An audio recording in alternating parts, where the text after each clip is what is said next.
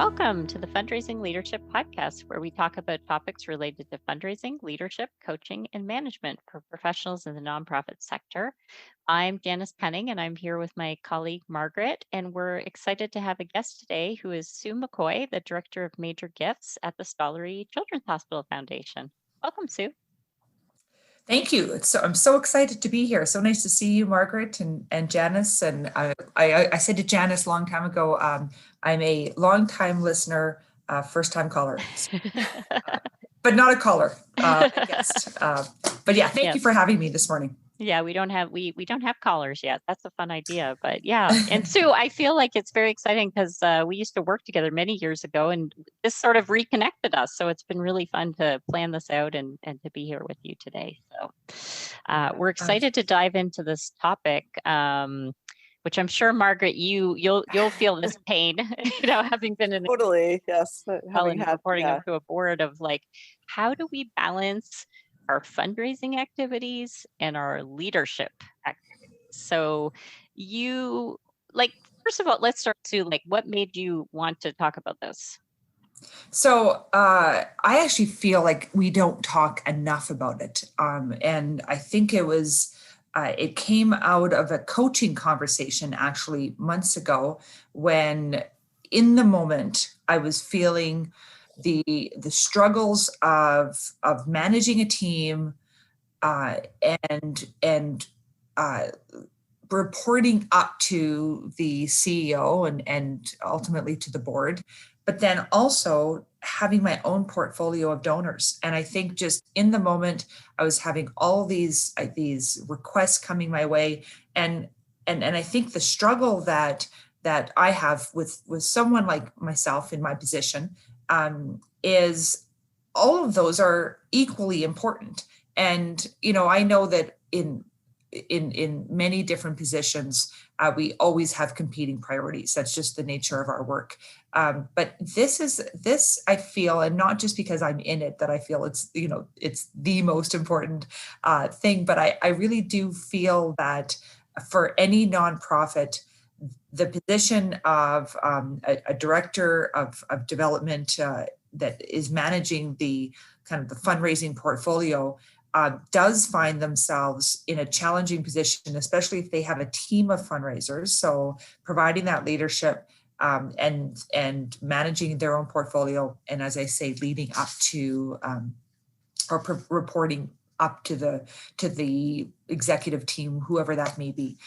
Those are challenging and competing priorities. That where do you begin and who do you respond to when you need to respond to all three at the same time? And that's not easy. So that's where I just wanted to put it out there to say we need to have this conversation. And in fact, in a webinar I did a few months back, it had been recorded. And so a person who wasn't part of the webinar had seen it a few weeks after and had contacted me and said, look, I actually what you said really resonated with me. And I actually think we should form a kind of talking circle around this issue. And why don't we get people from across the country talking about it and actually coming up with some solutions, some tactics, some ways that we can deal with this. And if we don't come up with anything,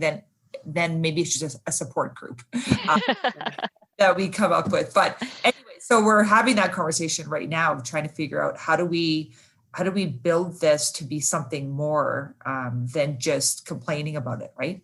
Yeah. Sue, I loved, because you talk about it as a trifecta, which sort of gives equal weight, right, to these three areas where your attention needs to be going.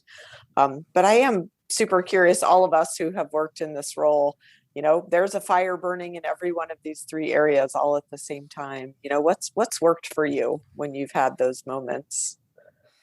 Yeah, that's true, Margaret. Then forming the support group, which is yes, and you're right. It is the trifecta. Is when I was thinking about it, I'm like, that's exactly what it is.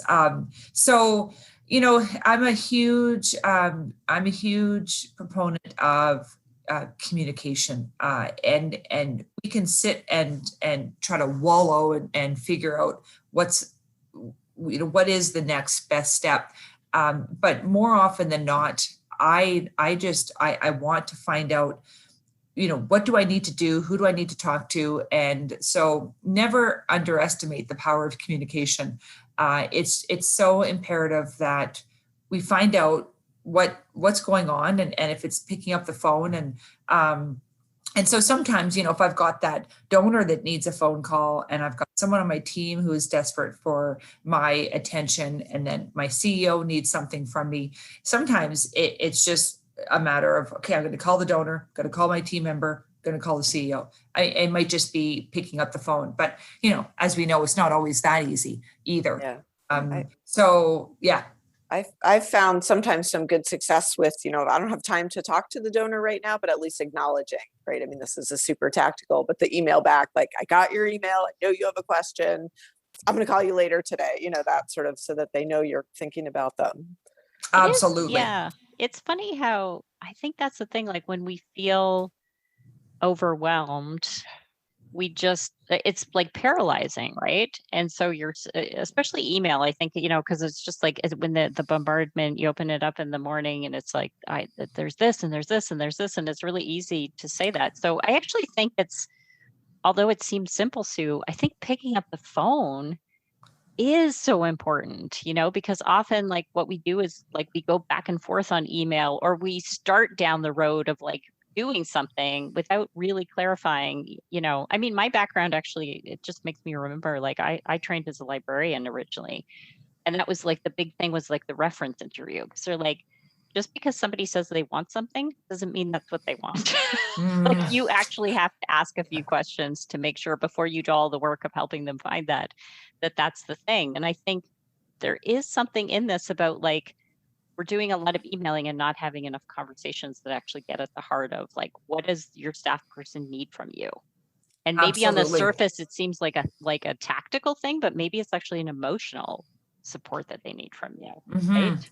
Yeah, absolutely. And it's funny because we're in this, this remote world right now, where most of our communication is by email.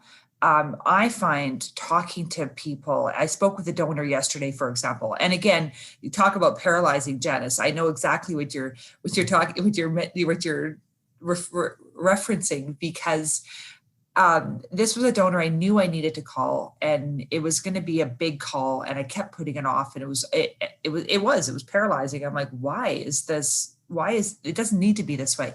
And so anyways, called her up, and I have to tell you, it was just such a great conversation. Nothing huge was resolved, but I needed to touch base on a few things. Anyways, after the phone call, I felt so just energized. I felt like I had just had a huge sleep. I felt rejuvenated. And I realized that for me anyways, I'm very much an extrovert. That's how I get my energy, is connecting with other people. So the more I connect with whether it be my donors or anybody external, internal, I just feel energy when I get off the phone with them. And so that's another reason for me is not to email, right? So not only to clarify the actual issue and to figure out what they need, but just from an energy standpoint, talk to people, right? Even like when I am in the office, walk down the hallway and talk with somebody. Way more efficient, I feel, because you can go back and forth, right, through emails. So yeah, I love the ability to communicate in person, ideally, or over the phone, or Yeah.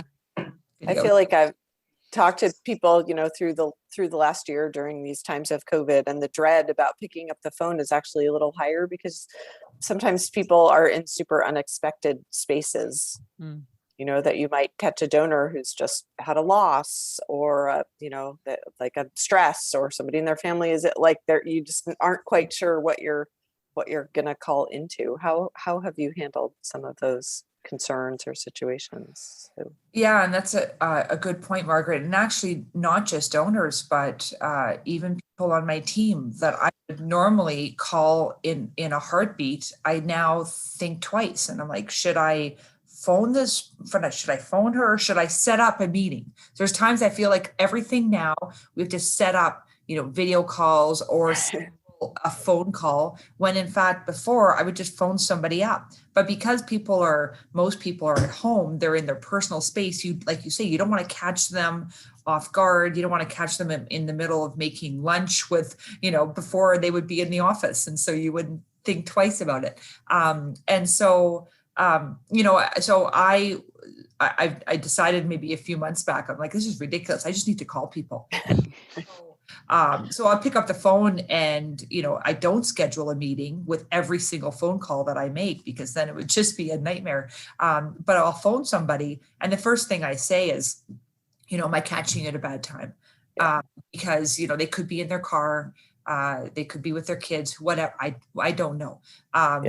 So, it's interesting because I think I said this pre-COVID too, right? I mean, whenever I phone somebody, I always say, am I catching you at a bad time? Because then it does give that person an opportunity right from the beginning to say, actually, yeah, I'm just picking up my kids, or yeah, now's not, I got some really bad news. Now's not the right time. But I think you can't think about what their world is, because then, like as Janice says, then you do become paralyzed, right? Yeah. And I think And there's the flip side too, which is that, for a lot of people, there's such a craving, for connection that, I've heard a lot of people who maybe didn't talk on the phone as much now suddenly, I find that like I'm phoning friends that, normally I would have seen them every now and then, but now I'm like, oh, I should phone and check in. And, I also love I want to bring in, maybe you can tell the story, Sue, of the piece about innovation. So your 3 points are really about like staying focused, communication, and innovation.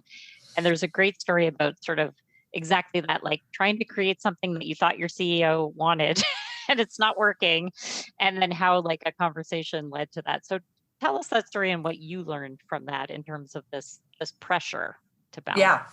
So it's like you said, Janice, with in your librarian days, just because they're asking for something doesn't mean that they need it or need that, right? So, and I also think that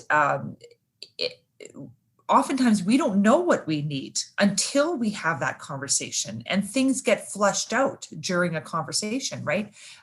So this example was with my CEO. And it all had to do with just reports that I was sending him. And so donor reports and progress reports from our team.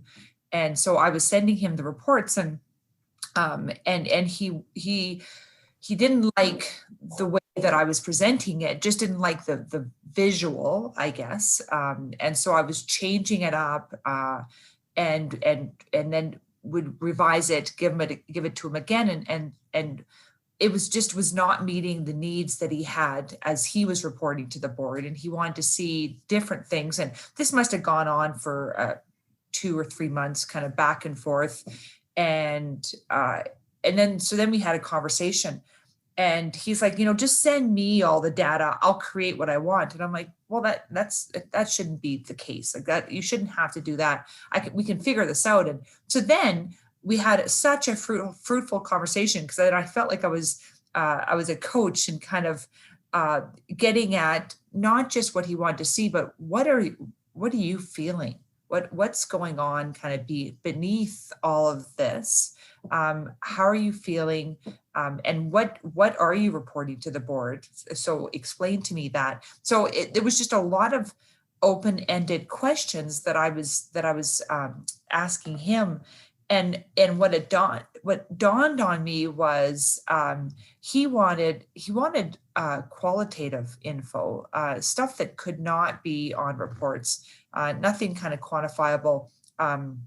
And when I say qualitative, he wanted to hear what are the conversations we're having as a team with our donors, and at the end that could instill the confidence that kind of he needed to know that donors are responding in a positive way. They might not be that might not be translating to donations, but at least these are the conversations people are having. So what came out of all of this was we ended up creating kind of a sharing circle at the end of the week.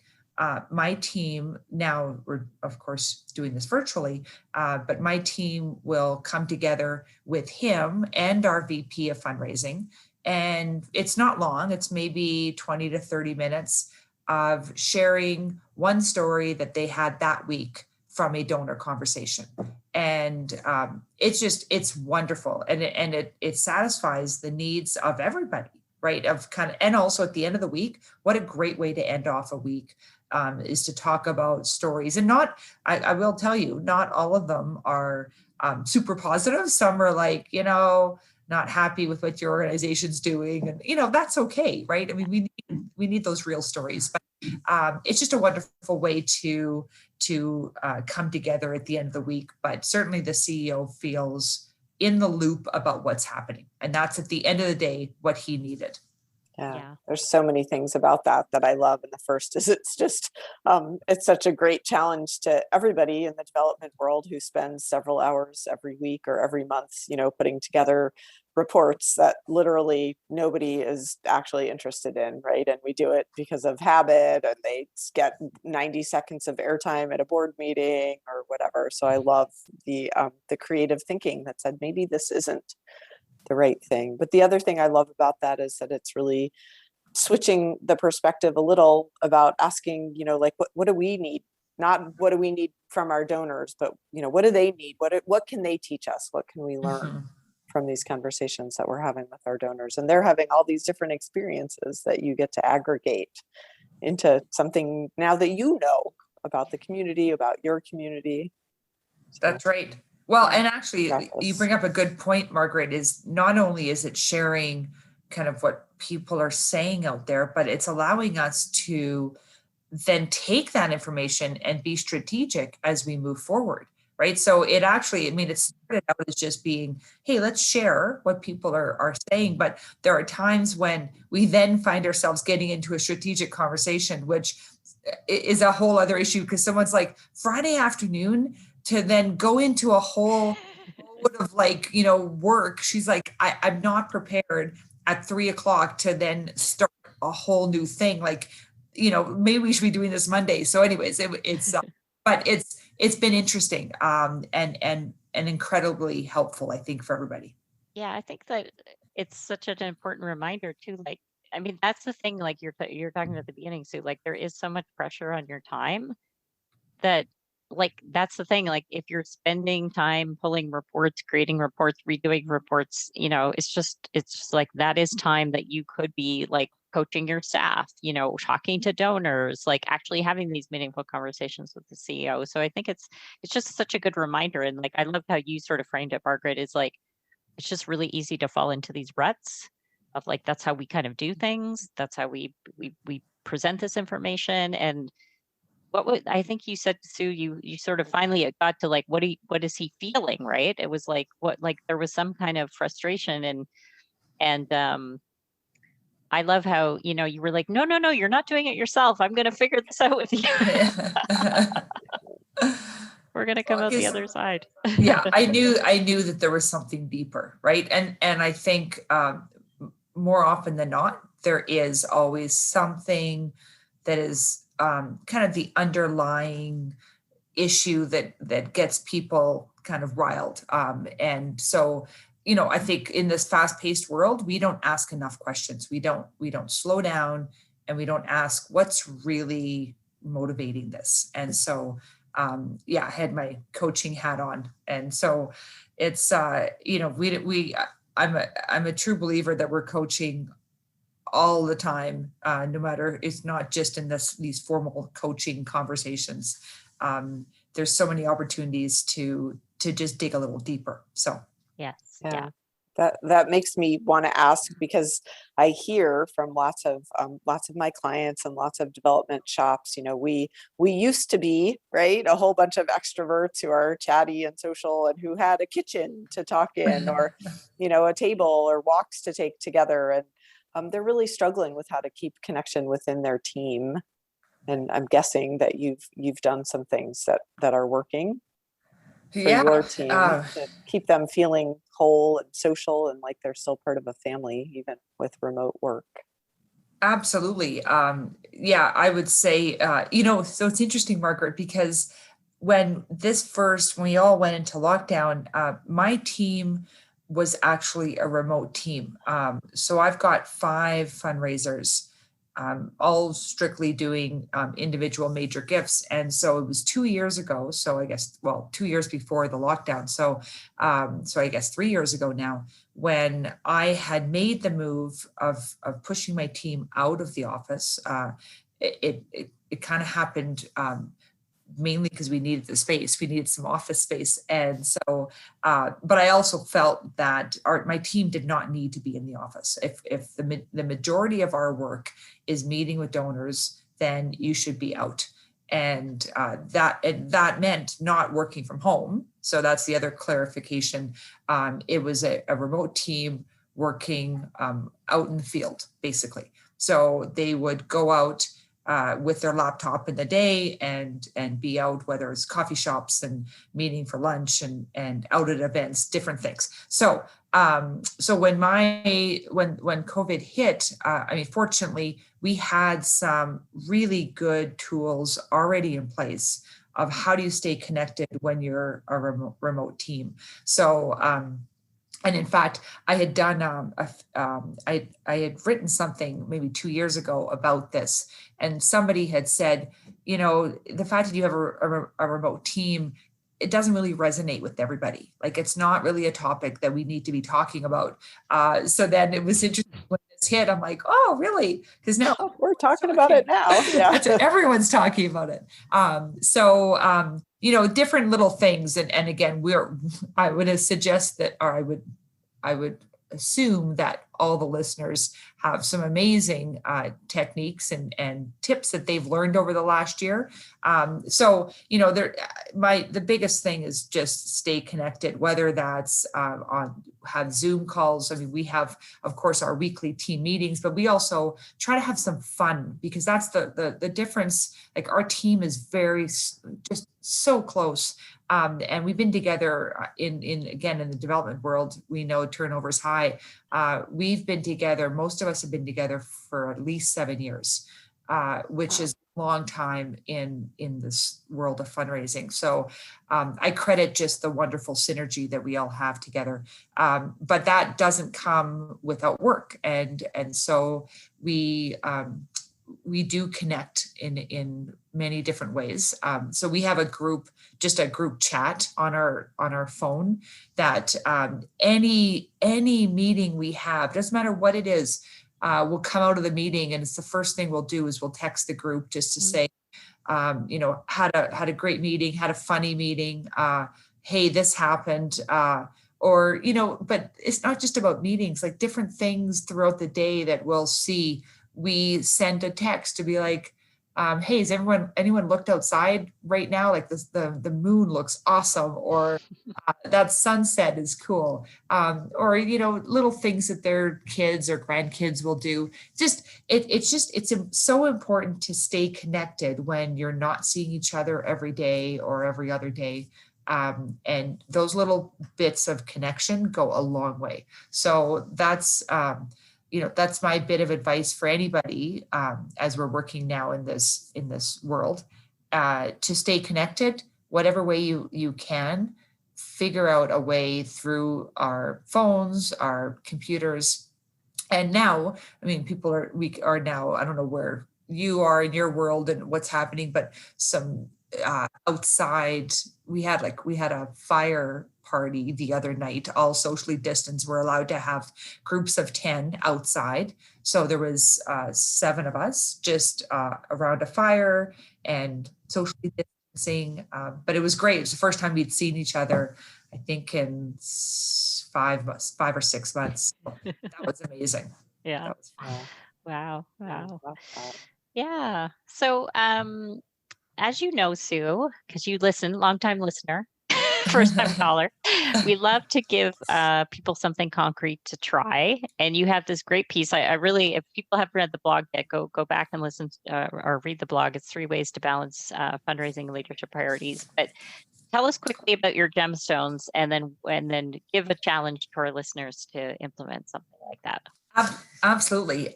So this idea came forward around 10 years ago. And actually, I started it just around my donor work. So it was before I was leading a team.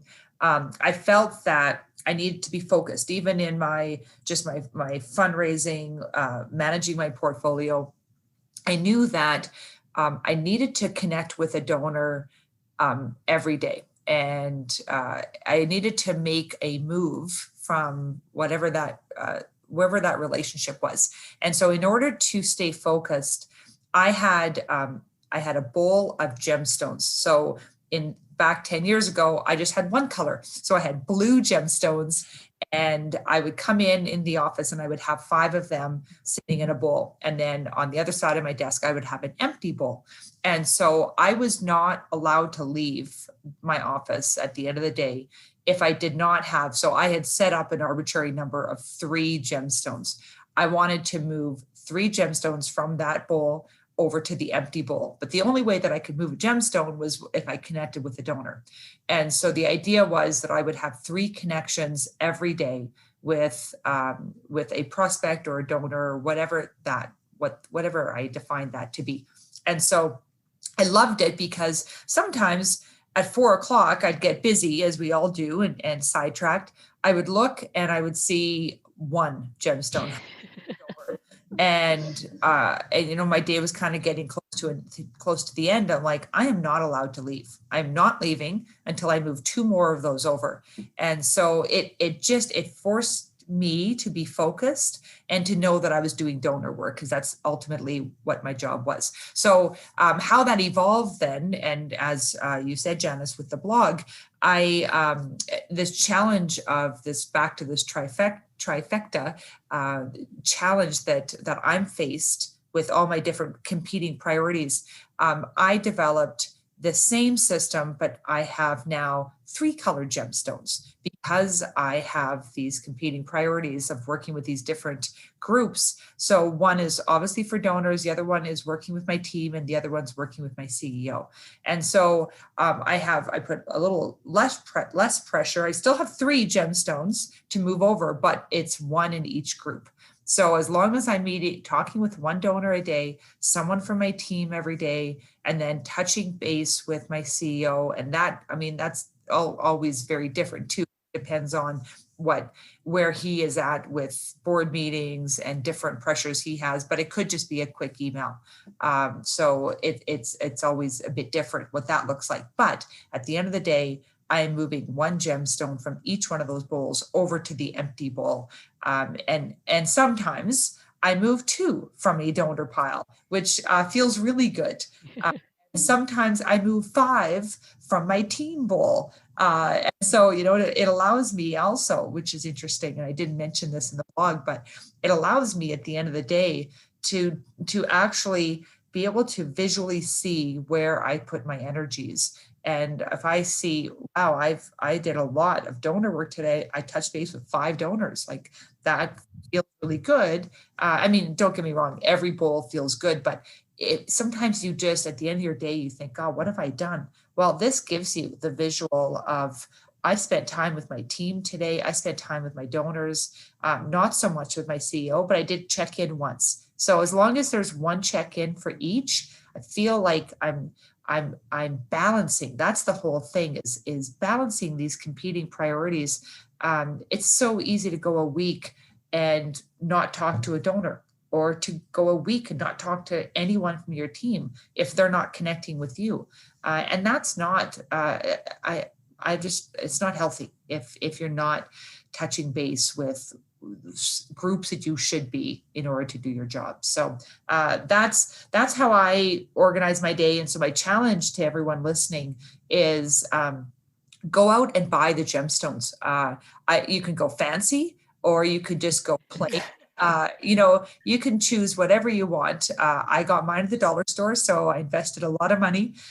But as I shared with Janice and Margaret before we started the podcast, that I bought the gemstones when I had this idea 10 years ago. I bought a bag and it sat in my office for a year in my cupboard with the idea of doing this. But I just, again, things happen. Life happens, and it sat there for a year. And every day I would open up my cupboard. I'm like, what am I doing with these gemstones? Like, this idea is so great. Obviously not so great because I'm doing nothing with them. And so anyways, finally got into the habit, because as we know, it takes work to get into a habit. Started doing it, and now it's just such a part of my day. And now I've got the 3 different colors. So I've grown to the colors. So my challenge to you is go out, buy the gemstones, put them in a bowl, and then have an empty bowl and start doing it. You might miss a day, you might miss a couple days, but once you get into the habit, I think that you're going to love it. And it does allow you to focus on that. So go out, buy the gemstones, and have fun with it, and choose different colors if you want. Yeah, and it says a lot that 10 years later, it's still a structure, I mean, that's we talk about in coaching, like having structures, right? And that's a very tangible structure that I love what you said. Like, it not only gets you to do it, but it also lets you really acknowledge yourself and sort of celebrate your successes at the end of the day. So that's beautiful. Mm-hmm. Yes. I was just hearing some brain science that our brains get just as lit up by the little triumphs of moving something from one bowl to another bowl. So, It's even more fun than a checklist, right? I mean, checklists are very satisfying. It's very satisfying to check. It's but like a tactile you can make checklist. and like you said, I mean, I'm envisioning like you can have really beautiful bowls, sparkly gemstones.